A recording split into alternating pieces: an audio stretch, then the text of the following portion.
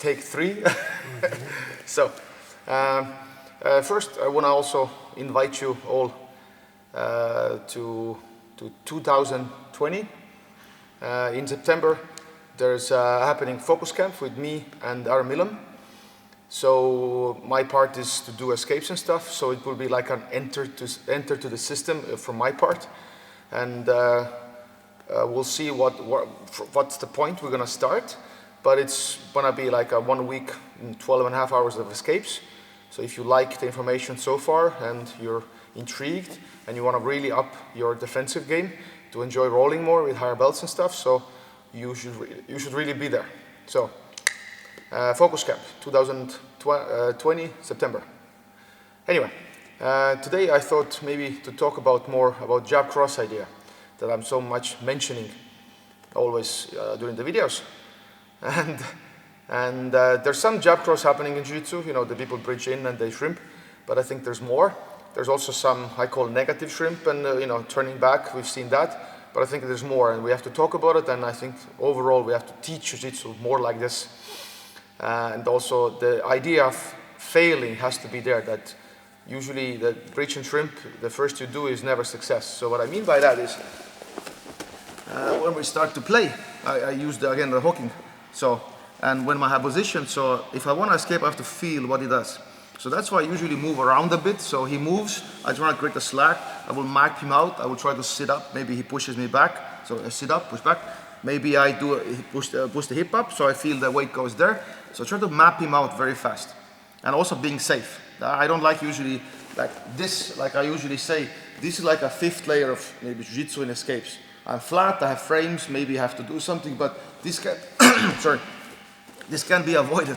And I like to turn in, stay there, like a hooking to that side or turn away. So both are good. I'm doing this extensively just because it's missing mostly in Jiu-Jitsu, the turning away. We see the evidence, but mostly it's missing. It's not like, you know, in the mainstream Jiu-Jitsu so much.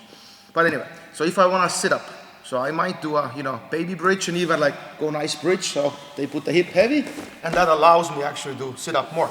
Because usually if they're on a hip, sit up from here, it could be hard if they put the weight there, yeah? So the space is already taken and it's a little bit harder. But if I do a bridge, they have to lean back more.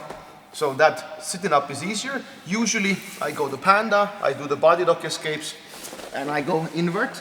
And so I try to create like a rabbit hooks, like a rabbit, you know, runs away from dogs.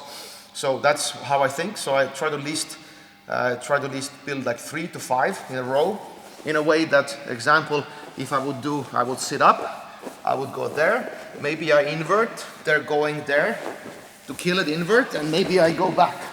So, and this combination is usually done by me failing a little bit before. These days I can map people out, you know, pretty fast, but still, even if they pressure me, so I have to feel like maybe I go to panda, then I fall back, then I know what to do again. And also this going here is a win for me. And then from here, maybe I struggle on. But maybe I try to sit up and they smash me down, yeah? So I bridge, and then they smash me back. So next time I know they're coming back. So I'm mapping them, and then maybe I do a bridge, sit up, and they smash me back, and I go with the turtle and stuff. So I'm building my escape up with the tries, like a boxing match. That, you know, nobody in the first round tries to, let's say, traditionally knock each other out. More it's a feeling process. So I treat the escapes like this. I don't want to escape. I'm not that mindset, so to speak. So if I move around, then I'm just mapping them, I'm trying. Maybe I'm expecting also to fail. And finally, I will figure out the combination that works against them. And at 3 to 5 usually gets me out from most situations, let's say. So that would be what you should expect.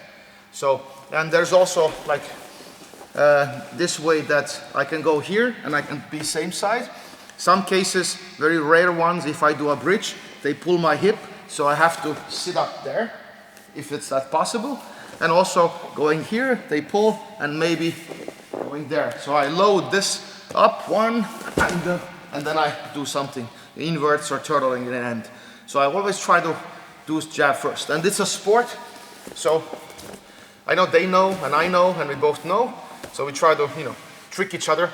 So because if I do a bridge, they have to know that I'm doing a bridge and I can sit back. So they have to not overcompensate too much because they know that I'm going to use it against them. So actually it makes them super good by controlling moving opponents and not overcommitting.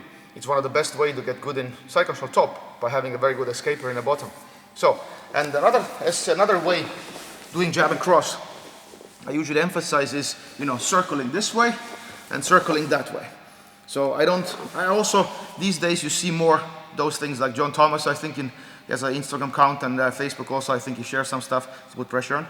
So he has some frames, but he does the shrimp here, and that, he creates space and goes back. I call it a negative shrimp. I think he calls it differently. Whatever frames you like to use, you make space and then you're back. But also don't expect that you're gonna get to guard. I think you should expect to fail and then, 2, 3, 4 maybe get out. So it's not like good technique in that sense. Good guys will defend it. So, but also what I do is I do a shrimp there. So if they won't follow, that means the hip is now heavy, upper body is light, I do this. So it has to be, and then by escaping sideways, I think those escapes are always available. So it's usually a weird way if you see YouTube, people are here and then they're grabbing that ankle. It has to be very sloppy to get it. But if you use the sideways stuff, yeah, and then the leg goes pretty far, and then I know they can turn the hip and stuff, and if they turn the hip, they can escape, but they give me also movement. So, and also if I've done a couple of times sit up like this, they will follow me. So if I do shrimp, they follow. If I do shrimp, they follow. And that means I can go back. So I make them move forward and go back myself. And also other way, I can try to go there. They have to go there, because if they don't, I can bridge. Because my hip is free. So I go there, and if the hip is heavy, I will sit up again. And then if they put my weight on a mat, and then I can do, body lock stuff. So I'm waiting, expecting them to be smart, know stuff.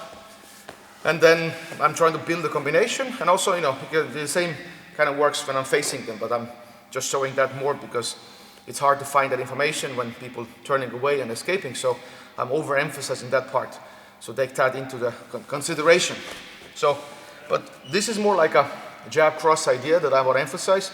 I haven't learned Jiu-Jitsu myself like this mostly, so it's very new, and if you watch every other sports, they do it. So I think we need to talk about it more. Athletes do it anyway like this, but I think recreational athletes and stuff, they would also have to learn Jiu-Jitsu like this. And then makes escaping way more enjoyable, and it makes more sense, and I even think like success ratio gets high. So, and then the gap from, somebody wants to go compete, they're already doing the sport things, but maybe the timing and maybe, the environment is different, so they don't have to learn it in a sports environment, they already know the attitude. And then, so that's, I think, what makes more sense. So that's why I'm talking about it in seminars also, the always jab cross and then jab, jab, cross. So I wish people would do it more, and then we add to it, and then, the theory gets better, and people will teach all around the world like this. So I think we can do better, and we can make, escaping great and escaping easier, and people will quit more Jiu-Jitsu. So that's the overall big assumption and big goal, so to speak, because so beginning, is hard and you get smashed. So I believe that system is one of the few that gives you that ability to survive better and enjoy it more. So anyway, thanks for watching, and definitely check out that camp, and see you soon.